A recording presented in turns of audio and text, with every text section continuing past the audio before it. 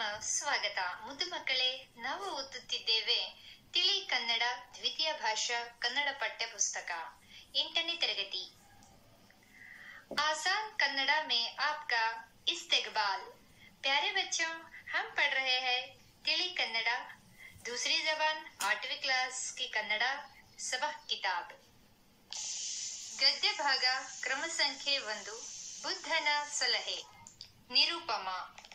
पहला सबक निरूपमा लिखे हुए बुद्धನ सलहे. ಪಾಠ ಪ್ರವೇಶ. ಮಾನವ ಒಂದು ಕಡೆ ಪ್ರಾಕೃತಿಕ ಸಂಪನ್ಮೂಲಗಳನ್ನು ಬಳಸಿಕೊಂಡು ಸುಖ, ಶಾಂತಿ ಹಾಗೂ ಸಮೃದ್ಧಿಯ ಜೀವನ ನಡೆಸಿದರೆ, ಮತ್ತೊಂದೆಡೆ ಅದೇ ಪ್ರಾಕೃತಿಕ ಸಂಪನ್ಮೂಲಗಳನ್ನು ಬಳಸಿಕೊಳ್ಳುವಾಗ ಸ್ವಾರ್ಥ, ದ್ವೇಷ ಹಾಗೂ ದುರಾಸೆಗಳನ್ನು ತುಂಬಿಕೊಂಡು ಬದುಕನ್ನು ಸರ್ವನಾಶ ಮಾಡಿಕೊಳ್ಳುತ್ತಿದ್ದಾನೆ. ಸರ್ವರಿಗೂ ಮೀಸಲಾಗಿರುವ ನೆಲ, ಜಲಗಳನ್ನು ಹಂಚಿಕೊಳ್ಳುವಾಗ ವಿವೇಕವನ್ನು ಕಳೆದುಕೊಂಡು ಯುದ್ಧಕ್ಕೆ ಸನ್ನದ್ಧನಾಗುತ್ತಾನೆ. ಯುದ್ಧಗಳಿಂದ ಅಪಾರ ಸಾವು ನೋವುಗಳು ಉಂಟಾಗಿ ಬದುಕು ನರಕವಾಗಿ ಬಿಡುತ್ತದೆ ಎಂಬ ಸತ್ಯವನ್ನು ಮರೆತು ಬಿಡುತ್ತಾನೆ. ಇಂದು ಮನುಷ್ಯ ಬದುಕಲು ಗಾಳಿ, ನೀರು, ಆಹಾರ ಎಷ್ಟು ಮುಖ್ಯವೋ, ಸುಖ, ಶಾಂತಿ, ನೆಮ್ಮದಿಗಳು ಅಷ್ಟೇ ಮುಖ್ಯ ಎಂಬುದನ್ನು ಎಲ್ಲರೂ ಅರಿಯಬೇಕಿದೆ.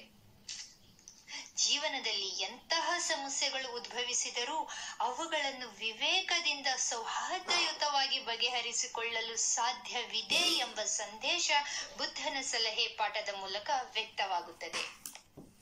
प्यारे बच्चों, समझो कि सबक का आगाज है. इसका मतलब है इंसान एक तरफ कुदरती नेमतों को इस्तेमाल करते खैर खामोश और कामयाबी की जिंदगी चला रहा, तो दूसरी तरफ वही कुदरती नेमतों को इस्तेमाल करते वक्त कीना, बग्स और बद अखलाकियों को भर के जिंदगी बर्बाद कर रहा है. सबके लिए पाए जाने वाली जमीन, पानी बांटते वक्त ईमान गुमा के या अकीदा गुमा के जंग को ठहर जाते हैं. इस बात को भूल जाते हैं कि जंग की वजह से बहुत सारे मौत, दर्दों की वजह से जिंदगी जहन्नम होगी. आज इंसान जीने के लिए हवा, पानी, रिज़्क़ कितना जरूरी है, उतना ही खैर खामोश सुकून भी जिंदगी में जरूरी है बोल के सबको समझना चाहिए. जिंदगी में कैसे भी मुश्किलात आए तो भी उसको अकीदे के साथ, मोहब्बत के साथ हल करने को मुमकिन है बोल के इस सबक का मैसेज है बुद्धನ सलहे. सबक के जरिए से नजर आता है. ಬಹಳ ವರ್ಷಗಳ ಹಿಂದಿನ ಮಾತು. ಭಾರತದ ಉತ್ತರ ಭಾಗದಲ್ಲಿ ಕಪಿಲವಸ್ತು ಎಂಬ ನಗರವಿತ್ತು. ಅದನ್ನು ಶಾಕ್ಯರೆಂಬ ಅರಸು ಮನೆತನದವರು ಆಳುತ್ತಿದ್ದರು. ಶಾಕ್ಯರ ಅರಸ ಶುದ್ಧೋಧನನಿಗೆ ಸಿದ್ಧಾರ್ಥನೆಂಬ ಮಗ ಹುಟ್ಟಿದನು. ಆತ ಬೆಳೆದ ಮೇಲೆ ಸನ್ಯಾಸಿ ಸ್ವೀಕರಿಸಿ ಭಗವಾನ್ ಬುದ್ಧನಾದನು. बहुत सालों की पिछली बात, भारत के शुमाल के हिस्से में कपिलवस्तु बोल के एक गांव था. वो गांव को शाक्यरु नाम के राजा घराने वाले हुकूमत करते थे. शाक्य का बादशाह शुद्धोधना था. वो शुद्धोधना को सिद्धार्थ नाम का एक बेटा पैदा हुआ. वो बड़ा होने के बाद सन्यासी होके भगवान बुद्ध के नाम से जाना जाता है. ಈಗ ನೇಪಾಳ ದೇಶದಲ್ಲಿ ಸೇರಿ ಹೋಗಿರುವ ಕಪಿಲವಸ್ತು ನಗರದ ಸಮೀಪದಲ್ಲಿ ಹೇಮಕೂಟ ಪರ್ವತಗಳಿವೆ. ಆ ಪರ್ವತದಲ್ಲಿ ಹುಟ್ಟಿದ ಗಂಗಾ ನದಿ ದಕ್ಷಿಣಕ್ಕೆ ಕಾಶಿನಗರದವರೆಗೆ ಹರಿದು ನಂತರ ಕವಲಾಗಿ ಬಂಗಾಳ ಸಮುದ್ರಕ್ಕೆ ಸೇರುತ್ತದೆ. ಆ ಕಾಲದಲ್ಲಿ ಗಂಗಾ ನದಿಯ ಎರಡೂ ಬದಿಗಳಲ್ಲಿ 2 ರಾಜ್ಯಗಳಿದ್ದವು. ಒಂದು ವಸ್ತ ರಾಜ್ಯ, ಇನ್ನೊಂದು ಮಗಧ ರಾಜ್ಯ. ಈ ನದಿಯಿಂದ 2 ರಾಜ್ಯಗಳು ಉಪಯೋಗ ಪಡೆದು ಸುಭೀಕ್ಷವಾಗಿದ್ದವು. अब नेपाल देश में मिल गया कपिलवस्तु. नेपाल देश में मिले हुए कपिलवस्तु शहर के करीब में हेमकूटा नाम के पहाड़ है. वो पहाड़ी इलाकों में पैदा हुई गंगा नदी जुनूब के काशी नगर तक बहा के उसके बाद अलग अलग हिस्से होकर बांग्लादेश के समुद्र में मिलती है. उस जमाने में गंगा नदी के दोनों किनारों में 2 मुल्क थे. एक मुल्क का नाम वस्ता, दूसरा मुल्क का नाम मगधा। ये दो मुल्क भी इस नदी से नफा उठा के खैर सुकून से ही थे। ಈ ಎರಡು ರಾಜ್ಯಗಳವರು ಆ ನದಿಯನ್ನು ತಾಯಿಯಂತೆ ಪೂಜಿಸುತ್ತಿದ್ದರು. ಆ ನದಿಯ ನೀರಿನಿಂದ ಎರಡೂ ರಾಜ್ಯಗಳ ನೆಲ ಸಸ್ಯಶ್ಯಾಮಲವಾಗಿತ್ತು. ಎತ್ತ ನೋಡಿದರೂ ಹಸಿರು ತುಂಬಿ ಬೆಳೆ ಬೆಳೆದು ಸುಭಿಕ್ಷದಿಂದ ಜನರು ಸುಖವಾಗಿದ್ದರು. ಇವರೆಲ್ಲರೂ ಗಂಗಾ ನದಿಯನ್ನು ತಮಗೆ ಅನ್ನ ನೀಡುವ ತಾಯಿ ಎನ್ನುತ್ತಿದ್ದರು. ಆದರೆ ಅವರಿಬ್ಬರನ್ನು ಕ್ರಮೇಣ ಸ್ವಾರ್ಥ ಆವರಿಸಿತು. ಈ ನದಿಯ ಮೇಲೆ ತಮ್ಮ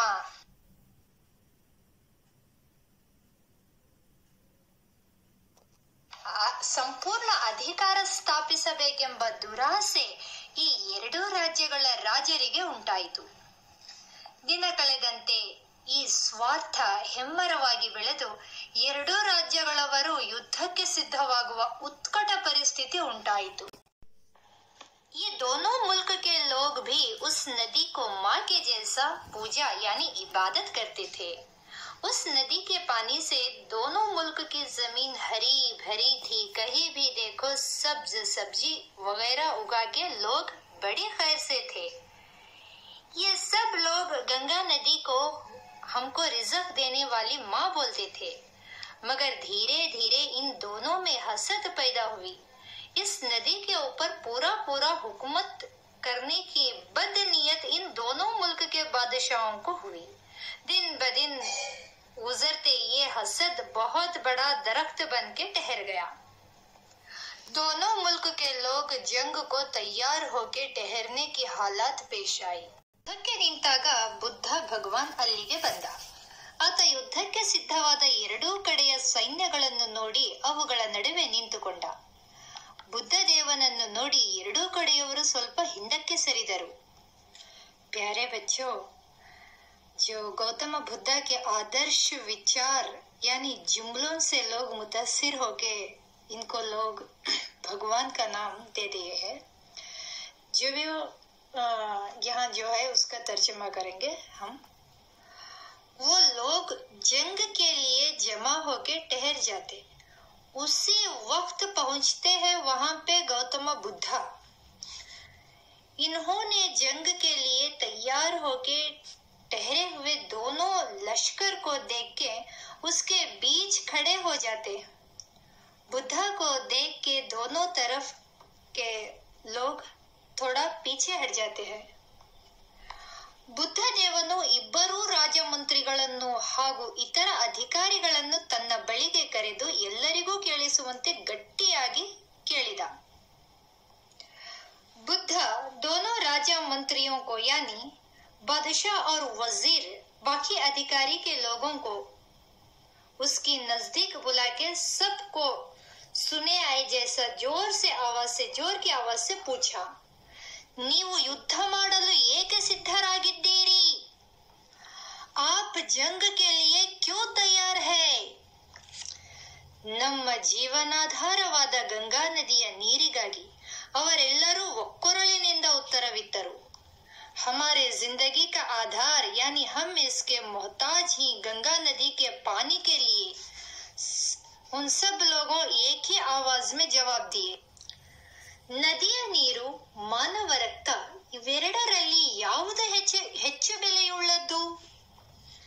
नदी का पानी, इंसान का खून, इन दोनों चीजों में कौन सा ज्यादा कीमत वाला है?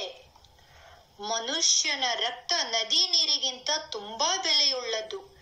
ಎರಡೂ ಕಡೆಯವರಿಂದ ಉತ್ತರ ಬಂತು. दोनों तरफ के लोग से जवाब आता है, इंसान का खून नदी के पानी से भी बहुत कीमती है.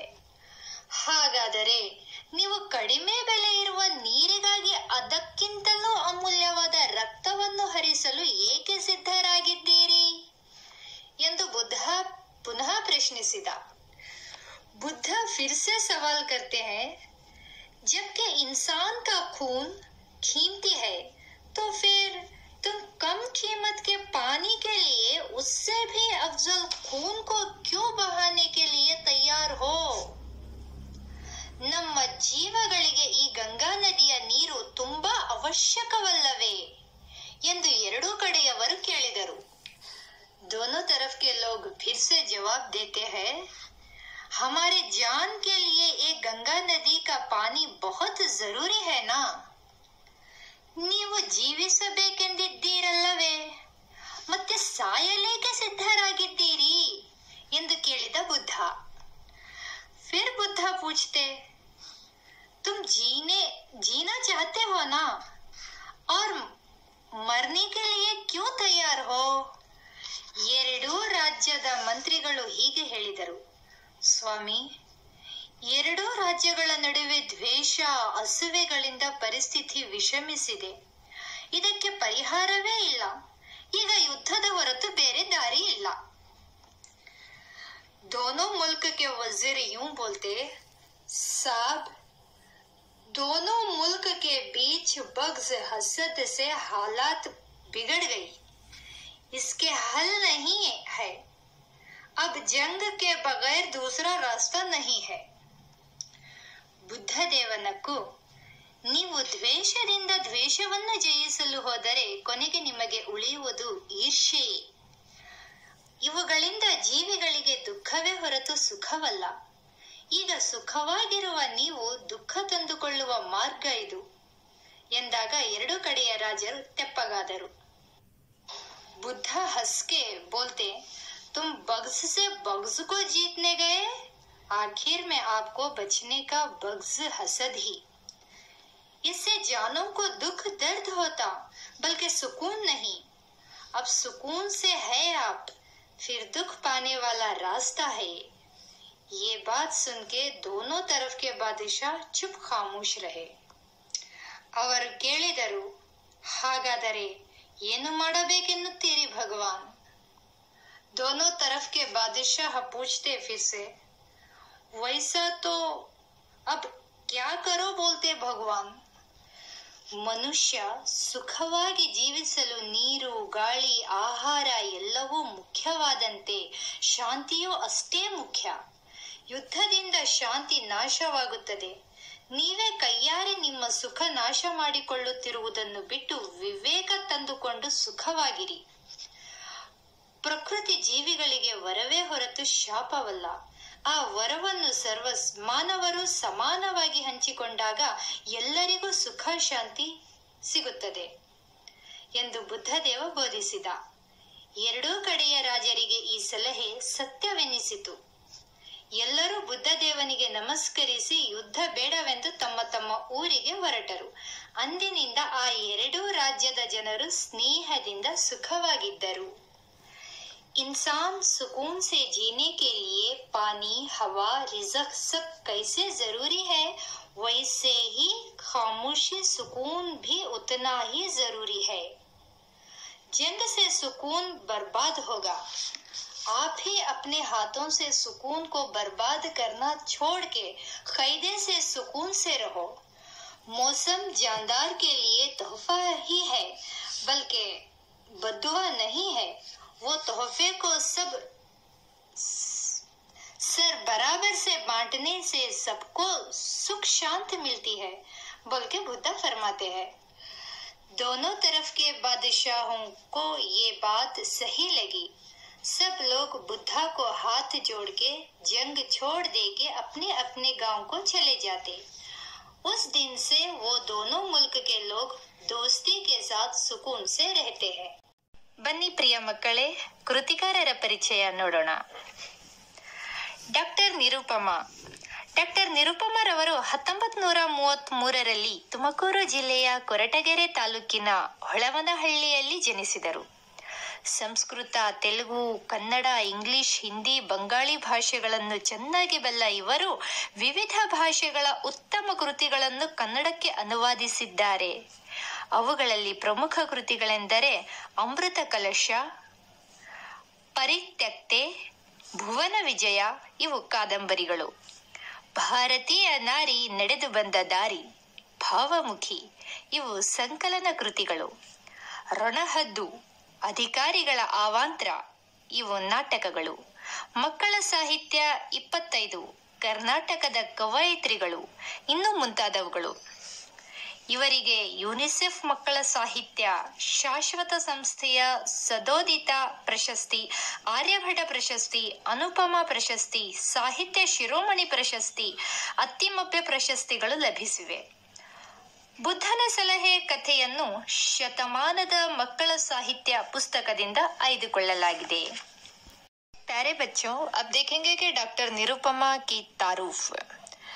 शतमानद मक्कल साहित्य इन्हीं के किताब में के हिस्से में से लिया गया कि बुद्धन सलहे कहानी को. डॉक्टर निरुपमा 1930 में तुमकूरू जिला कोरटगेरे तालुक के होलवनहल्ली में पैदा हुए. संस्कृत, तेलुगु, कन्नड़ा, इंग्लिश, हिंदी, बंगाली जबान अच्छे जानने वाले इन्होंने अलग अलग जबान की अच्छी किताबें कन्नड़ा तर्जुमा किए. और भी इनके अफजल किताबें और इनके इनामात के बारे में जानेंगे कि हमारे नेक्स्ट वीडियो में. जब तक के लिए जुड़े रहे.